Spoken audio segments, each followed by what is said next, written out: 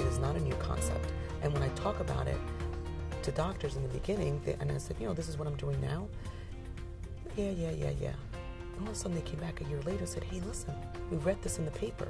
So the fundamental one thought process has become, I think, everywhere. It is a talk of the town. ACOs, PCMHs, what are we doing for chronic diseases? How are we managing them? Smoking, meaningful use, all these terms are out there now, but everything's developed. So now we're a part of this enormous, team of not just doctors, but, social workers, nurse practitioners, PAs, laboratories, x-ray techs, because now we're doing coordination of care. So that term is now out there, and it has meaning to it. So I started in a conceptual, and now it's defined, and it's in the practices. And it's not just in my practice, it's everywhere. Well, I like the idea that I'm creating change. This is new, and it hasn't been done before, so that energizes me. It's a challenge. And having gone through the Duke program, it gave me the vision for what change is needed in healthcare. And I also think that as the Affordable Health Care Act is implemented, we're going to have a lot more people who are going to be seeking health care.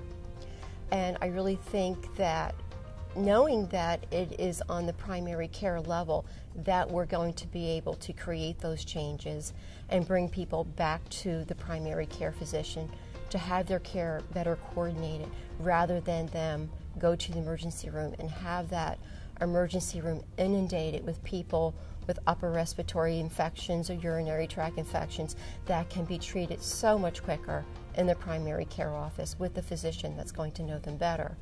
So that motivates me to think about all the people who get lost in the system that we can bring back and develop those relationships with. I think part of the reason why I took this job when it was offered, I think that it's needed.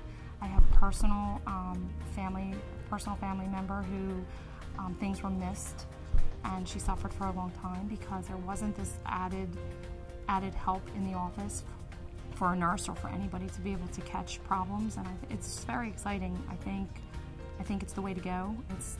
Healthcare is moving in this direction, and to be like one of the nurses who's went through this program, it's very exciting. I had a background in hospital nursing and hospital case management, and so you're looking at a patient in the acute care setting, in acute illness, and this kind of gives you the other side of it.